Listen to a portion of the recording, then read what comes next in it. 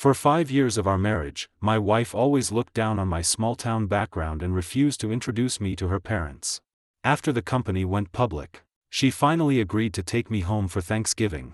But I walked in on her engagement party with her assistant, who she claimed was the son of Silverwood's richest man. When I confronted them, she, her assistant, and the villagers humiliated and beat me. Just then, my father arrived with bodyguards, exposing the assistant's false identity. Her entire family was stunned. Later, she repeatedly begged me on her knees to reconcile, but I refused every time. Even later, the assistant ran off with all her money, and she lost control, killing him. She was eventually sentenced to death. Ladies and gentlemen, my fiancé Daniel Hayes is the son of Silverwood's richest man. Victoria Reed's clear voice came from the stage. She wore the champagne strapless gown I had personally chosen, now clinging to another man's arm, her tone proud and triumphant. The entire room erupted. I staggered back a step, the box of premium scotch crashing to the floor, its amber liquid snaking across the stone tiles. Fiancé? But Victoria Reed was clearly my legal wife. The moment Victoria Reed saw me, her perfectly made-up face paled instantly. Her bold red lipstick-stained lips trembled slightly. "Ethan Miller? What are you doing here?" I stared at Victoria Reed, my voice low. "What is the meaning of this? Didn't you promise to introduce me to your parents today?" At the celebration party the night the company went public, Victoria Reed draped her arms around my neck and said, "If you just give me your shares, I'll let you meet my parents this Thanksgiving." God, I was ecstatic. Instead, a gold-embossed engagement banner hung in the center of the grand ballroom of the community center, a crushing blow. Daniel Hayes Victoria Reed engagement party. Victoria Reed bit her lip lightly, momentarily speechless. Daniel Hayes, standing beside her, sneered. He stepped forward to shield her, his eyes, behind his gold-rimmed glasses, gleamed with a serpentine malice. Assistants nowadays really have no manners. Daniel Hayes put an arm around Victoria Reed's waist, her rose gold bracelet digging into his cufflinks. "You dare show up at your boss's family event without an invitation?" Daniel Hayes's voice was dripping with arrogance as he looked down at me. I narrowed my eyes, staring at the wristwatch on his wrist. I'd seen that watch last time I was tidying up the room. I'd thought Victoria Reed had bought it as a wedding anniversary gift for me. "Why are you here, making a nuisance of yourself? Believe it or not, I'll have you fired right after New Year." Victoria Reed, understanding Daniel Hayes's implication, straightened up and said, "When the company was founded, I invested half the capital. After that, I tirelessly pursued business opportunities for the company. Over the years, the company grew stronger and more successful. I could say I was instrumental in its success. On the day the company went public, Victoria Reed told me that if I loved her, I'd transfer all my shares to prove it. And if I transferred the shares to her, she'd let me meet her parents." I agreed without hesitation. Not only was she refusing to acknowledge our marriage, but she also wanted to kick me out of the company. My heart sank instantly, and a wave of cold dread washed over me. "Who do we have here?" "Victoria's assistant, I presume. The kitchen happens to need a prep cook. We can pay you $200 for 3 hours. Susan Reed glanced at me, snorted dismissively, and said impatiently. It must have been Susan Reed. The way she looked at me, she clearly thought I was a freeloader. Victoria Reed scanned me with disdain, her voice laced with suppressed anger. "With your background, you're not even fit to be a prep cook. Who invited you to my engagement party? Get out." The 50 tables of guests below all turned to stare. I gave a cold laugh, pointing at Daniel Hayes beside her, keeping my voice as steady as possible. "Victoria Reed, you're married to me. How can you turn around and get engaged to your assistant?" At my words, the entire room fell silent, even the sounds of chewing ceased. "Married? What does that mean? Isn't Victoria's fiancé on stage? What's this little assistant babbling about?" Victoria Reed and I had only registered our marriage. No one knew we were married. Every time I wanted to go home with her, Victoria Reed would say her family was from a small-town background, and her parents wouldn't accept a son-in-law from a small-town background as well. She said that once our company went public and we made a name for ourselves, she'd take me home. I believed her.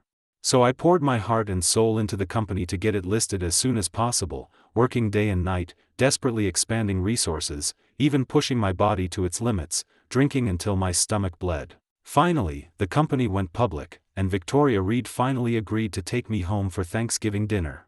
But after New Year, I couldn't reach her anymore. With Thanksgiving approaching, I had no choice but to find out her family's address and come here myself. I never imagined I'd walk into this scene. Victoria Reed's face turned ashen at my questioning. Her panic was fleeting, and she quickly sneered. "Are you out of your mind? Married to you? You must be dreaming." Daniel Hayes quickly stepped forward, his tone filled with condescending mockery. "A mere assistant, running wild like a mad dog. You had the nerve to claim your superior is your wife? Broke loser just loves fantasizing. Look at your own standing." The surrounding guests finally snapped out of their shock and instantly grew agitated. "Huh? What the hell? He dares to cause a scene at Mayor Robert Reed's daughter's engagement party? Looks like he doesn't want to leave our town alive. Look at his pathetic, poor appearance. Victoria Reed would fall for him? He must be insane." Exactly. Victoria's fiancé is the son of Silverwood's richest man, who's set to inherit billions. How could she marry a broke nobody like him? The mocking voices around me grew sharper, and some even started to jeer. "Get lost. Don't make a fool of yourself here. Look at yourself. Are you even worthy of Mayor Robert Reed's daughter?" I ignored them and just stared coldly at Victoria Reed. "Give me an explanation." A cruel glint flashed in Victoria Reed's eyes, and she sneered. "What explanation? Remember, you were just a homeless person outside the company. If Daniel Hayes hadn't been kind enough to take pity on you and make an exception to let you into the company, you wouldn't even be able to afford a meal now, would you? And you still have the nerve to come here lying and harboring ill intentions towards me? It's disgusting." Her words instantly triggered another wave of ridicule aimed at me. "Oh, so he's an ungrateful snake. How shameless. Mr. Miller provided the funding for our town's tourism project. This leech wants to steal Mr. Miller's wife? He'd better ask our fists if they agree." A few burly men below looked at me with menacing looks, rolling up their sleeves, revealing intimidating tattoos. Seeing everyone support her, Victoria Reed's tone hardened further. She continued. "To gain experience, Daniel Hayes concealed his identity and joined the company as my vice president, but he always secretly helped me with business. That's why I am where I am today, and that's why I could pay you, Ethan Miller. Don't be ungrateful. Now, get down on your knees and apologize to the son of Silverwood's richest man." Victoria Reed betrayed me, lied, and even swapped our identities, twisting the truth. How could I have ever let an ungrateful snake like Daniel Hayes into the company? Daniel Hayes adjusted his collar, looking at me as if I were trash. "Victoria Reed, you're really going to be with him, aren't you?" Suppressing the bitter ache in my heart, I gave Victoria Reed a bitter smile. "Of course. Did you really think I'd be with a broke loser like you? You're punching above your weight." Victoria Reed rolled her eyes at me and tightened her grip on Daniel Hayes's arm. "Fine. I'll grant them their wish. What are you waiting for? Get over here and kneel. Stop wasting my time." Daniel Hayes barked at me. I took a deep breath, gave Daniel Hayes a cold smile. My voice was low, yet it clearly echoed through the entire grand ballroom of the community center. "Daniel Hayes, so you're claiming to be the son of Silverwood's richest man?" I deliberately drew out my words, staring at him with feigned interest. Daniel Hayes lifted his chin and nodded arrogantly. "Of course. The richest man in Silverwood, Jiang Tianming, has only one son. Who else could it be but me?" Hearing this, I couldn't help but laugh. I slowly took 2 steps forward, staring directly into his eyes, my voice calm, yet with an undeniable hint of coldness. "Yes, he has only one son, and that's me." The entire room fell into a dead silence. Everyone's faces changed, looking at me with suspicion. The air seemed to solidify instantly. Daniel Hayes's smile slowly faded, and his mouth twitched slightly. "My father is Richard Miller, Silverwood's richest man."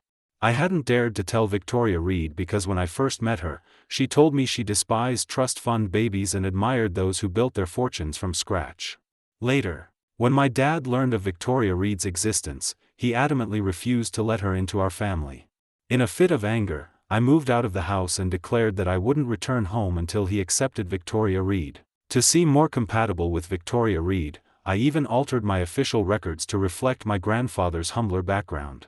Yet, I never expected that in the end, Victoria Reed would despise my small-town background. Victoria Reed stared at me for a moment, then burst into laughter, as if she'd heard the funniest joke imaginable. "Ethan Miller, how dare you impersonate Daniel Hayes? Don't you know your place?" Daniel Hayes sneered even louder. He strode towards me and slapped me directly across the face. The sound was sharp and loud, making my ears ring. "Ethan Miller, are you insane?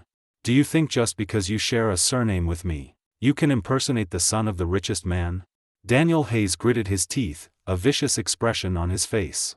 "You, with your small-town background, how dare you claim to be the son of the richest man?" At this moment, the guests' jeers erupted, one after another.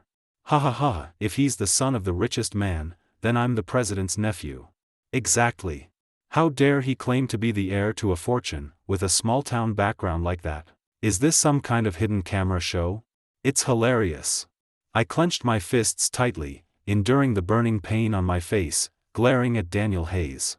He thought I was going to hit him and quickly hid behind Victoria Reed, cowardly beyond belief. Victoria Reed stood in front of Daniel Hayes, as if protecting a precious treasure, her eyes filled with disgust as she looked at me. "Ethan Miller, you dare try to hit my fiancé? I'm telling you, once you leave here today, don't bother coming back to the company. I'll have the HR department fire you immediately." No sooner had she spoken than her father, Robert Reed, came onto the stage with several burly men and unceremoniously seized me. "You scoundrel! You're ruining my daughter's engagement party, and you still dare to cause trouble. You dare stir up trouble in our Reed family? Do you really think no one will deal with you?" They violently shoved me to the ground and began savagely kicking me in the stomach. The intense pain left me gasping for breath. I curled into a ball, cold sweat pouring off me. Not a single person around us tried to stop them. They all watched with relish. I hate people showing off posing the most. Give him what he deserves.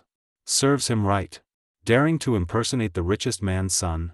Good job hitting him. Enduring the searing pain, I slowly lifted my head and said through gritted teeth, "You will regret this." Victoria Reed's father stood beside them, his eyes filled with contempt. He spat vehemently on the ground near me and sneered. "Regret?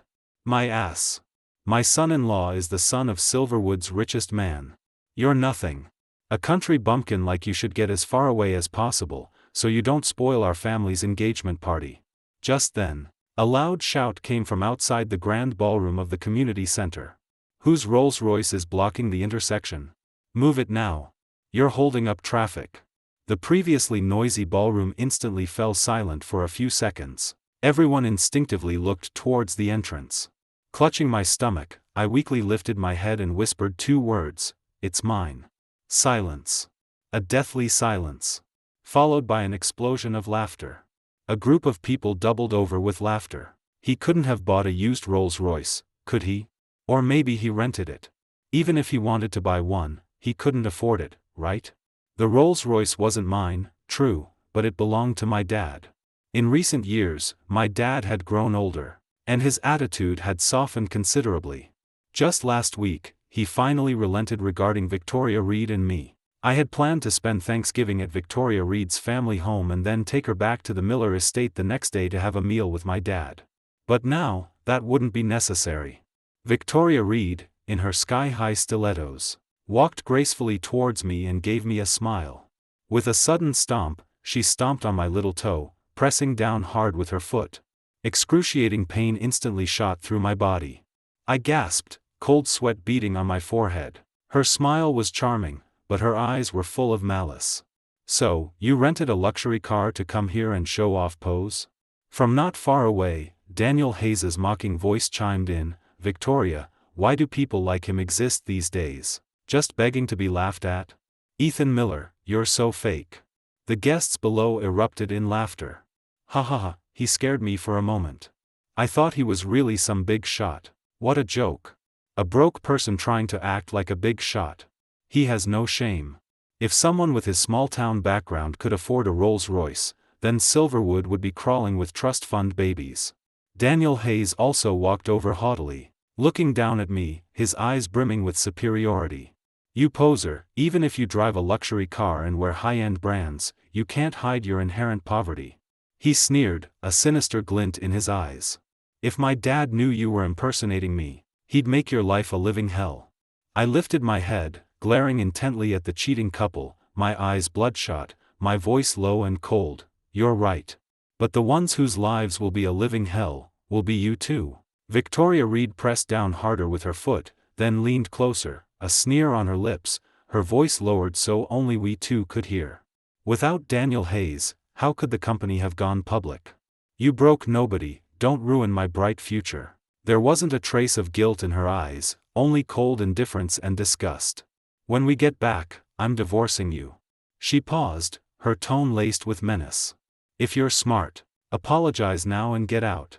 I might even get Daniel Hayes to go easy on you. Otherwise, your fate will be worse than a homeless person's. I felt a coppery taste in my throat and suddenly spat out a mouthful of bloody foam. Just you wait, I'll make you regret this. Victoria Reed scoffed, a look of indifference on her face. She slowly stood up and said to her father, Robert Reed. Dad, this bastard dared to ruin my engagement party. Have your men beat him until he's crippled and then throw him out. Robert Reed's face was grim, and he gave a signal to the burly men beside him. Drag him out and break his legs. Let's see if he ever dares to show his face here again. The burly men rubbed their fists together, advancing on me with sinister grins. I watched them approach step by step, enduring the intense pain, and painfully fumbled for my phone in my pocket, trying to make a call. The men exchanged glances, and the moment I pulled out my phone, one of the burly men kicked it several feet away. You think you can make calls? You don't know who's in charge in Reed Creek. Just as they were about to lift me, a deep, powerful voice boomed from outside the grand ballroom of the community center, making everyone's hearts tremble. Who dares to lay a hand on my son? A group of impeccably dressed, formidable bodyguards in black suits filed in, instantly commanding the attention of the entire grand ballroom of the community center. Their steps were synchronized, their expressions serious, exuding an aura of calm authority and intimidation. Leading them was a distinguished middle-aged man in a bespoke suit, Richard Miller. My father. The most powerful man in Silverwood, Silverwood's richest man, the patriarch of the Miller family. His face was ashen, his gaze severe. Someone in the crowd recognized my dad and gasped. Oh my God, it's Richard Miller. Silverwood's business titan, Silverwood's richest man. He must be here for his son's engagement party, right? Seeing my father's impressive entourage, Victoria Reed's eyes instantly gleamed with fervor. She excitedly tightened her grip on Daniel Hayes's arm, smiling sweetly at him. Your dad's here. Didn't you say he wasn't coming? But at this moment, Daniel Hayes's face was deathly pale, his lips trembling, and cold sweat streamed down his temples. Victoria Reed's mother, her face alight with excitement, pushed Daniel Hayes. Good son-in-law, quickly go and greet your father. Victoria Reed's father, his face a mask of fawning, his smile so wide it nearly reached his ears, exclaimed. Mr. Miller came personally. It's an honor for our Reed family. With that, he straightened his back. But they didn't notice that Daniel Hayes's legs had already started to tremble. Urged on by the crowd, Daniel Hayes stiffly walked up to Jiang Tianming, hesitated for a few seconds, then nervously called out. Dad! Smack! A sharp crack echoed, stunning everyone. My father raised his hand and delivered a slap, sending Daniel Hayes mercilessly to the ground. Daniel Hayes cried out in pain, fell to the ground in a pathetic heap, and a trickle of blood immediately seeped from the corner of his mouth. Victoria Reed's face drastically changed. She quickly rushed forward to help Daniel Hayes up, her heart pained, tears almost spilling from her eyes. Dad! What are you doing? Her face was filled with disbelief. You are Victoria Reed? My dad's gaze fell on her, his eyes sharp and piercing. Victoria Reed, feeling a little nervous, instinctively smoothed a loose strand of hair from her temple, trying to maintain her composure. She smiled and said, Yes, I am Daniel Hayes's fiancée. Thump. Before she could finish her sentence, my father delivered a brutal kick to her stomach. Victoria Reed flew backward like a kite with a broken string and crashed hard onto the ground. Ah! She shrieked, her strapless dress slipping down to reveal a large expanse of pale skin. Victoria. Her mother's face turned ashen, and she quickly rushed forward to help her up, taking off her own jacket to cover her. Her face pained as she glared at my father. Victoria Reed's father also became enraged, stepping forward and shouting angrily, "Mr. Miller, why are you hitting my daughter the moment you arrive? Who are you calling Mr. Miller?" My father gave a silent command to his bodyguards. Slap. Slap. Slap. Slap. The next second, the bodyguards moved like lightning and slapped each member of Victoria Reed's family squarely across the face. The four of them felt a searing pain in their cheeks and their ears rang. Everyone, who had just been excitedly chatting, was now utterly silent. Everyone was stunned.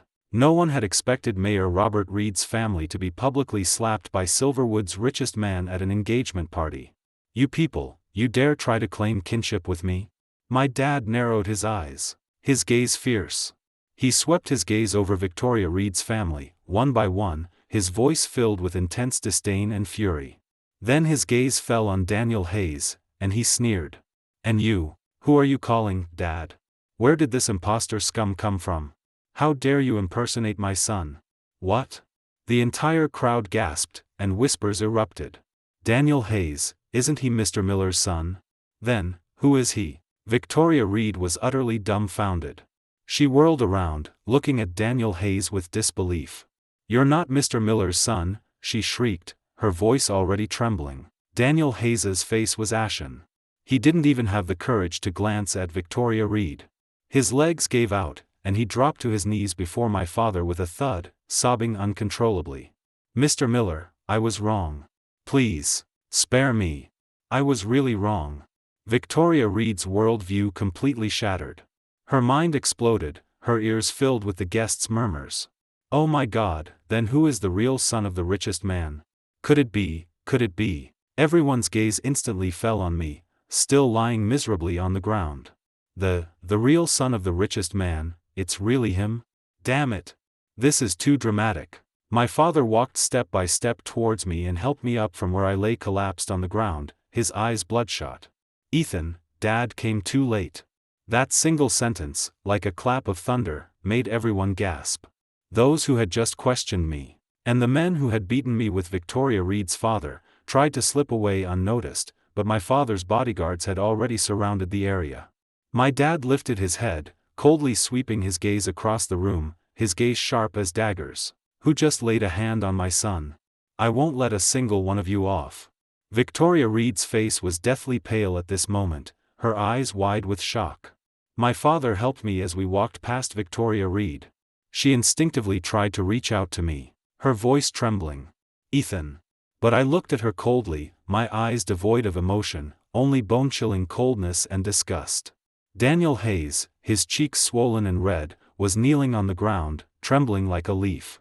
I slowly opened my mouth, my voice low. "Daniel Hayes, who's going to have their life made a living hell now? It's me. It's me. Young master, I was wrong. I shouldn't have impersonated you. Please, spare me." I snatched the dagger from a bodyguard's side and swung it. After a few glints of silver, the dagger plunged straight into the floor between Daniel Hayes's legs, missing his manhood crotch by mere millimeters. Immediately, a strong stench of urine filled the air, and everyone instinctively covered their noses and mouths. I curled my lips into a cold smile. Not just anyone can impersonate the son of Silverwood's richest man. Daniel Hayes's face was streaked with tears and snot as he repeatedly kowtowed to me, muttering apologies with each bow. Victoria Reed was also terrified, so stunned she could barely stand. Her hands trembling, her lips pale, she managed to stammer out a question. You're the son of the richest man.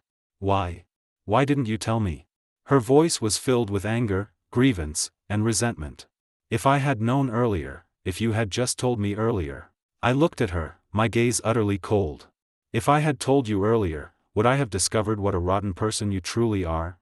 Victoria Reed froze, her mouth slightly agape, unable to utter a single word. "As you wished. We're getting a divorce." My voice was firm, without a trace of hesitation. A bad marriage is worse than no marriage at all. Victoria Reed instantly panicked. She abruptly grabbed my arm, her eyes wide with fear and pleading, tears streaming down her face. "No, Ethan. It was my fault. She frantically shook her head, tears streaming down her face like broken pearls. I truly made a mistake, I didn't mean to, I thought. I'm sorry, I really know I was wrong.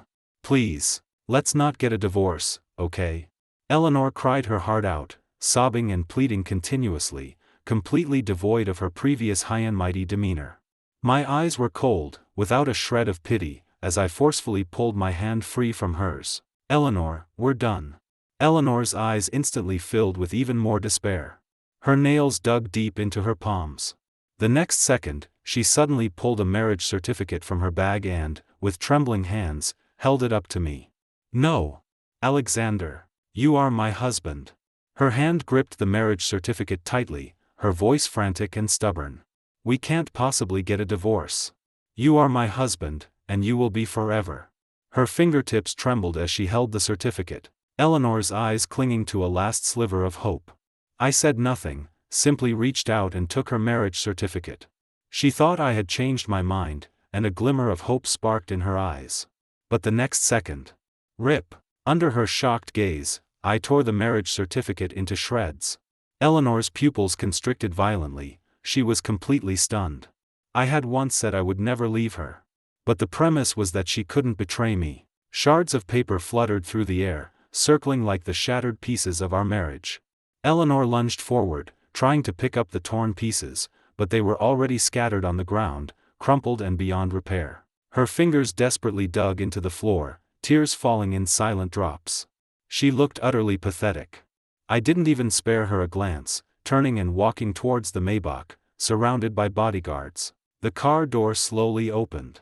Just as I was about to get in, Eleanor's father, Richard, suddenly rushed over like a madman, pounding on the car window, his face filled with terror and obsequiousness. Son-in-law. Mr. Alexander. This is all a misunderstanding. His face was plastered with a forced smile, his voice filled with barely concealed fear. You two are a match made in heaven. Eleanor has always loved you. She was just confused for a moment. You're a big man, don't mind a small transgression. The bodyguard coldly pushed him away, and he stumbled back several steps, nearly falling. My dad didn't even look at him, simply said to the butler beside him, withdraw all funding for their community's tourism development. And as for those who laid a hand on Mr. Alexander earlier, you know what to do, don't you? The butler nodded slightly. Eleanor's dad's face turned ashen at these words, as if he'd aged 10 years in an instant. He looked at my dad in horror. Mr. Williams, please don't. Give us another chance. We will definitely compensate Mr. Alexander. Compensate? My dad gave him a cold glance, his face full of disgust. You think you're worthy? Drive. The driver stepped on the gas, and the Maybach slowly started, driving away. After leaving Eleanor, I officially took over my dad's conglomerate. After all power was transferred to my hands, my first order of business was to target the company Eleanor and I had built from the ground up. I cut off every single one of their projects. Those former partners who had cooperated out of respect for me withdrew their investments one after another. Business orders were severed, and the cash flow plunged into an unprecedented crisis. Eleanor's company began to suffer losses. Like a sudden financial crisis, the debt snowballed, the capital chain completely collapsed, and they even started to default on salaries, leading to widespread discontent among employees. The company's stock plummeted day after day, for several consecutive days. In a flash, the company was on the verge of bankruptcy. Eleanor knew I was retaliating against her. So she came to beg me, but I turned her away 3 times. The 4th time, I agreed to meet. She thought I had softened. That day, she came to my office wearing her most exquisite makeup and a form-fitting dress that best accentuated her figure. But she was wrong. I placed the signed divorce agreement in front of her, my voice as cold as if I were speaking to a stranger. Sign it. Eleanor's smile instantly froze. She stared at the divorce agreement in disbelief, her fingers trembling slightly. Alexander, you're really going to divorce me? Just as you wished. She froze for a long moment, then finally bit her lip, and her gaze softened. Like every time she'd made a mistake before and tried to charm me, her voice began to soften. Alexander, I know I was wrong. I truly regret it. You know, I still like you. Her voice was soft and pitiful, tears welling up in Eleanor's eyes as she looked at me pleadingly. She had always known, I used to dote on her the most, unable to bear seeing her sad. So, this time, she gambled that I would still soften. But my heart had already completely died the moment she betrayed me. Sign it. My voice was cold, devoid of any emotion. Her fingers stiffened. But that's your company too. We built it from the ground up. Are you just going to stand by and watch all your hard work go down the drain? I gave a cold laugh. My company? Didn't you already give my shares to Jason? Eleanor was stunned, not expecting that I knew everything. She had tricked me out of my shares and then immediately gave them to Jason. We stared at each other in a stalemate for a moment. A hint of resentment flashed in Eleanor's eyes.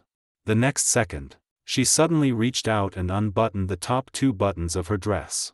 She slowly approached me, her skirt slightly lifted, revealing her smooth legs as she leaned against the desk, her eyes filled with seduction. She softly pleaded, "Alexander, please help me." Her soft body slowly pressed against mine. Eleanor's hand gently rested on my shoulder as she whispered, "Alexander, you still love me, don't you?" Her fingertips slowly hooked my tie, and her lips brushed my ear as she almost breathed, "I never liked Jason. I truly only did that for the company. Alexander, you know, you're the one I've always loved the most." The next second, smack. I slapped Eleanor hard, sending her to the ground. She covered her face, staring at me in shock, as if she couldn't believe I would actually lay a hand on her. "Eleanor, you truly disgust me." I stared at her coldly, my eyes filled with sarcasm and disgust, as if I were looking at something filthy. Before, I was afraid you'd get a scratch, afraid you'd get hurt. I held you in the palm of my hand like the most precious treasure. But what about you? You took my heart and tossed it aside like trash. Now, you think using the same tactics will make me soft? Every word I uttered was as cold as a blade slicing through the air. Dream on. Eleanor's face turned completely white. She covered her face with trembling hands. "Alexander." Her voice trembled. "To err is human. Can't you forgive me?" I looked at her, a cold smirk playing on my lips. "No. Because." I slowly stood up, walked to her, and looked down at her. "My love died the moment you betrayed me." In Eleanor's eyes, the last shred of hope completely extinguished. She bit her lip in despair, a hint of madness coloring her eyes. She grabbed the divorce agreement and tore it to shreds, staring at me with a fierce gaze. "I won't divorce you. Unless I die, you'll never get rid of me." I looked at her, chuckled lightly, and slowly made a dismissal gesture. "Then I guess we'll see each other in court." My secretary told me that Jason and Eleanor had a huge fight. After selling his shares, he stole Eleanor's money and ran off. When the police came to arrest him, he was in the middle of a game with a wealthy woman, and the scene was quite a spectacle. Eleanor's dad lost the community's project, which hindered the community's development, and he also lost his position as community leader. Every day, community members would show up at his house, throwing rotten eggs and animal dung, terrifying the family so much they didn't dare leave the house. In the end, they had no choice but to move. My dad asked me to go back to the family estate to have dinner with grandfather tonight. I didn't expect Eleanor to be waiting for me at the family estate entrance.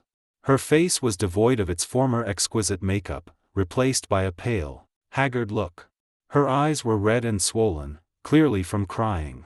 When she saw me get out of the car, she immediately ran towards me, and tears welled up in her eyes again.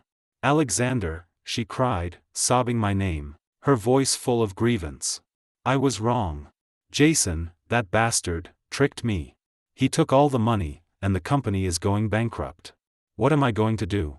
"Please let go of me," I said coldly. I didn't want my dad to see us and misunderstand that I was rekindling things with her.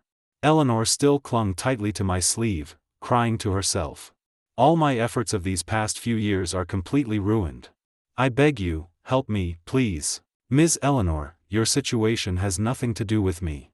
Please stop disturbing my life and leave immediately." My tone was polite yet distant. Eleanor's body stiffened, then she frantically shook her head. "Alexander, I know you still love me, don't you?" Her voice became sharp. "We can go back to how things were. I promise I'll be good to you from now on. I'll be devoted, only to you." I scoffed at her words. Your sincerity is meaningless to me. She seemed not to hear me, continuing her self-deception. No, that's not it. You must love me.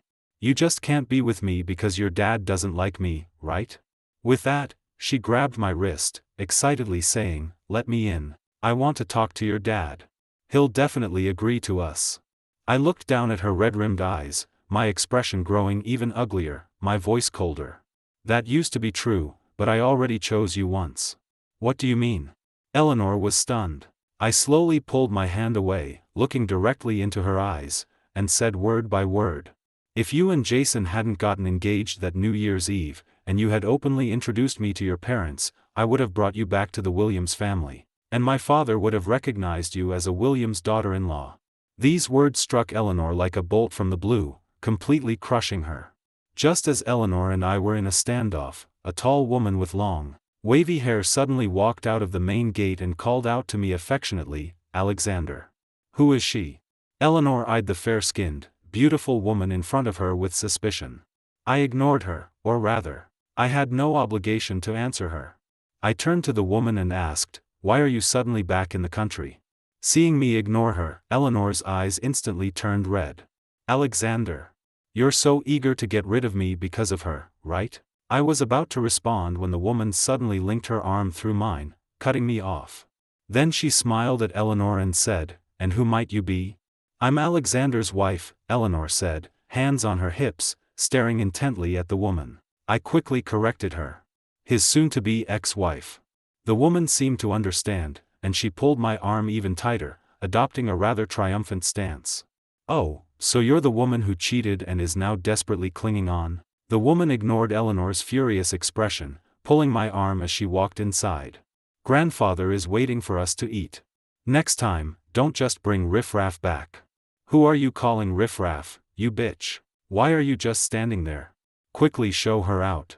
"Grandfather doesn't like noise," the woman told the bodyguards.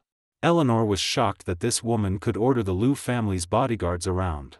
Her suspicions were further confirmed. "Alexander, I'm not clean, but haven't you been flirting around too?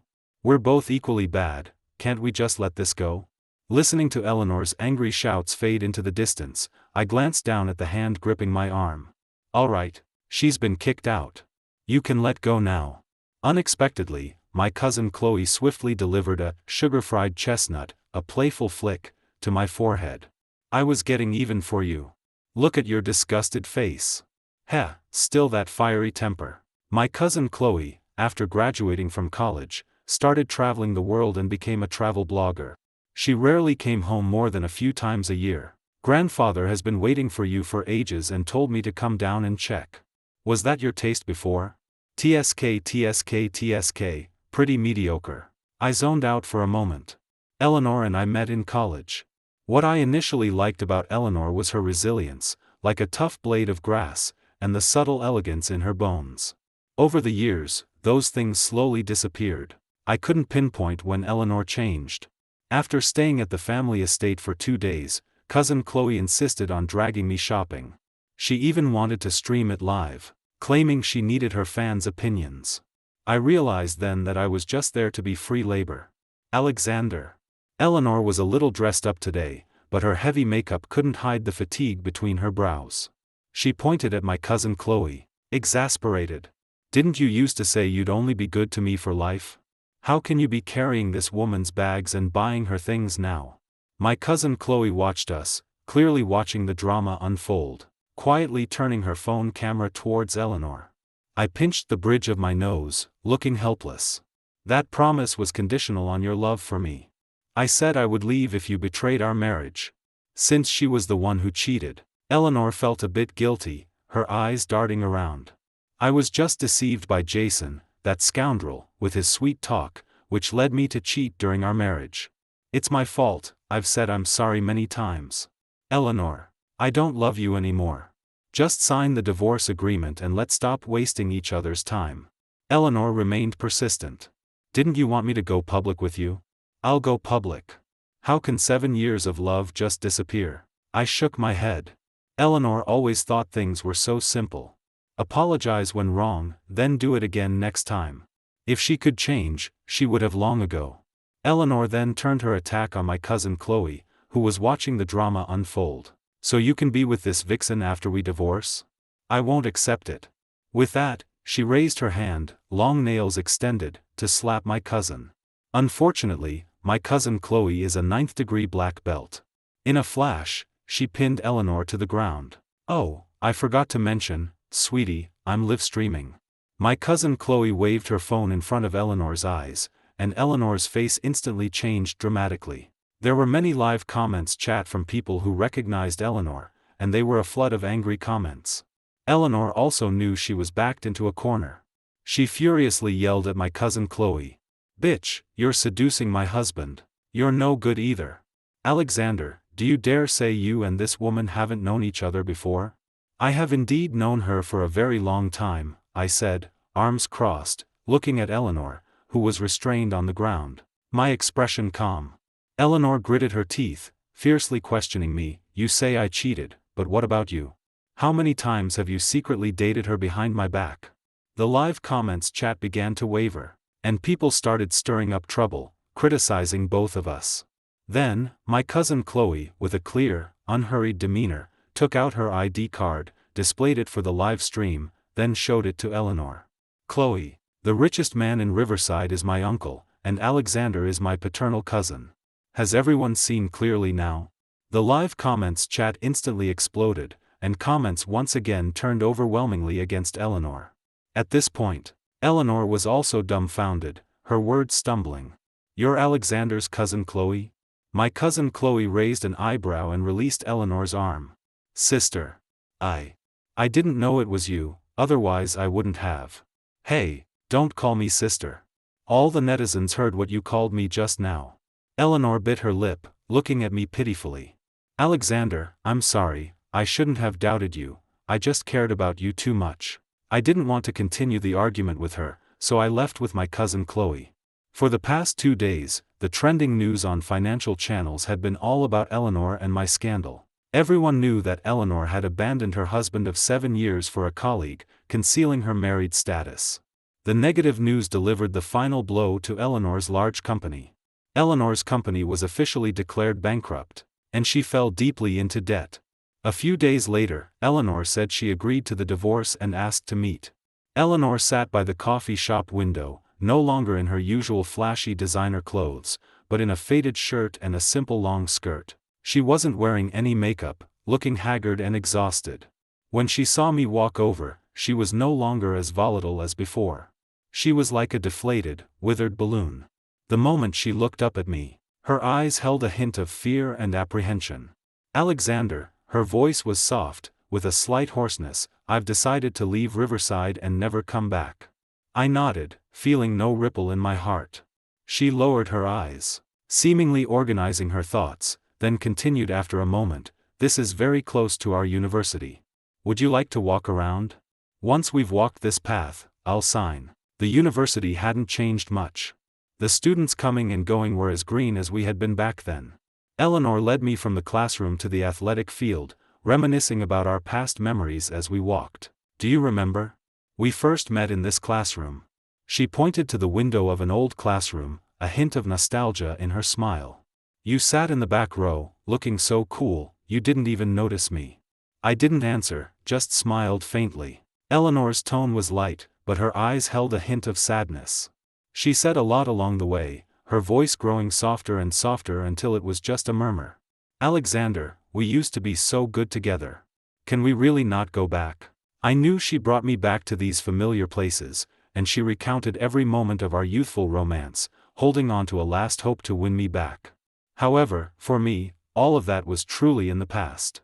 I am someone who looks forward. Revisiting the past is like trying to find a lost sword by marking the boat, a futile attempt to regain the past. I finally spoke, my voice firm. "Eleanor, we really can't go back." Eleanor was stunned, then tears streamed down her face. 10 years, a full 10 years. I looked at her, but didn't answer. Instead, I pulled out a newly printed divorce agreement. Eleanor's body trembled, and tears silently fell again. Watching her write the last stroke, I turned and left, without looking back. Later, Eleanor never sought me out again. The next time I heard about her was on the news. Jason was imprisoned for a year. The moment he was released, Eleanor charged at him with a kitchen knife, stabbing him over a dozen times. He died on the spot, and Eleanor was imprisoned and sentenced to death.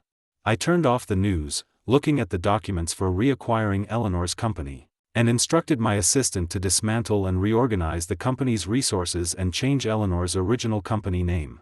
My new life truly began.